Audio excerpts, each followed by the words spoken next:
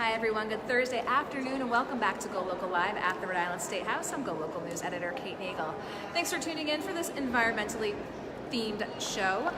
I would like to welcome in Christian Roselund with Zero Waste Providence. Christian, thank you for joining us today. Thank you so much for having me. I appreciate it. Just had the opportunity to talk with Representative David Bennett about proposals that he's put forth to ban styrofoam cups and a plastic straw bill that would make them a last resort for diners and customers. But Christian's here to talk about plastic bags. Now, as you may have recalled, there is a battle in Providence, some across the state as well, a number of communities opting to ban plastic bags.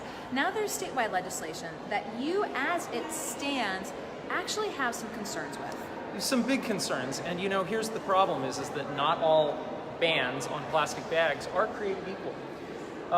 In the case of the 12 bans that have been passed by municipalities across the state of Rhode Island, each one of them has been sure to specify that a reusable plastic bag has sewn-on handles like this, that this is a reusable plastic bag.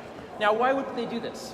They did this because the first plastic bag ban in Barrington did not specify that in 2012, and instead, CVS gave out bags like this and called them reusable, thicker plastic bags, right? So Barrington figured that out and went ahead and changed their ordinance so that they now ban the thicker plastic bags as well as the thin plastic bags. Okay. And so the problem is that the statewide bill that we have right now, and we have two versions. We have one in the House and one in the Senate, and they're pretty identical, and they're both the result of the governor's task force, and they're both backed by the Department of Energy Management.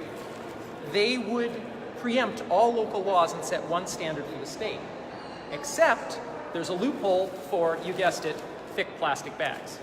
And that's the state of the bills as introduced. Now, we've heard from Representative Bennett that there's a move afoot to close that loophole and to fix that bill in the House. We really welcome that.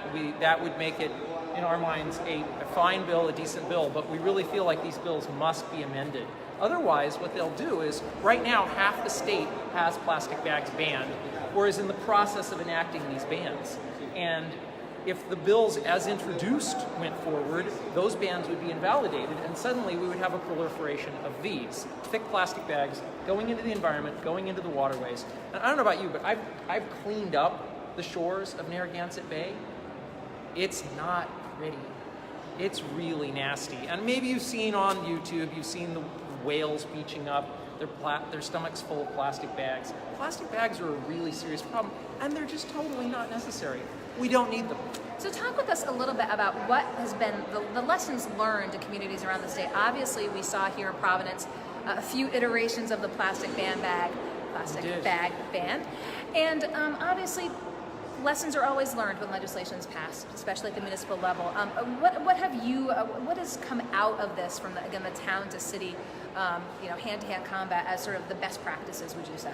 Well, I think that there's a couple of best practices. There have been people who've talked about whether or not there should be fees on all bags, and that was in the initial version of the bill in Providence, the one that ended up being vetoed, and then was taken out.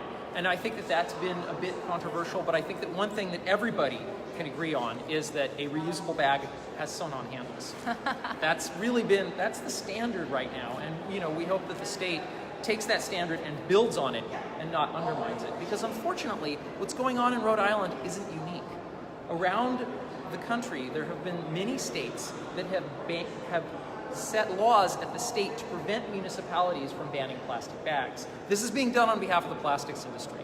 So the plastics industry has seen that there is a global outrage over what's happening in the oceans. They want to protect their profits and their business model, and what they're doing is they're proactively stopping bans at the state level. So unfortunately, that's something real that we have to deal with that's coming to our little state as well.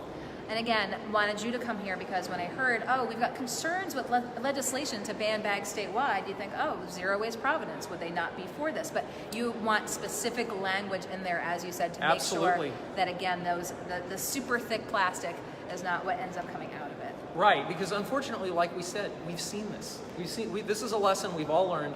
And when this bill was brought before the Senate Environment Committee, Kate Weymouth from the town of Barrington came and said, hey, needs to have sewn-on handles as part of the regulation, because she went through this. She saw this all already. We're not the only group right now that's advocating for this change in the language.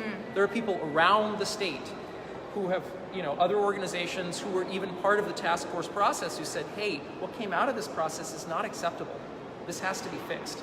Well, as we said, we had talked with Representative David Bennett after, thought that there might be some movement afoot, as you said, to close this loophole here at the Rhode Island State House, but groups including Christian Roselund with Zero Waste Providence and others will continue to keep a close eye on this. And we'll continue to keep a close eye as to what's taking place here at the State House. As we're on the first floor, we can see outside there is just a huge setup for the National Treasurers Conference taking place right now here in Providence. I believe there's supposed to be a water fire this evening. If the rain holds off, keep an eye out for that as well.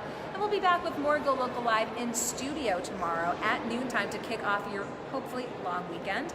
And if not, have a good one wherever you're up to. But continue to watch GoLocalProv.com. Find us on Facebook throughout the evening. And of course, see us tomorrow morning. I'm Go Local News Editor Kate Nagel.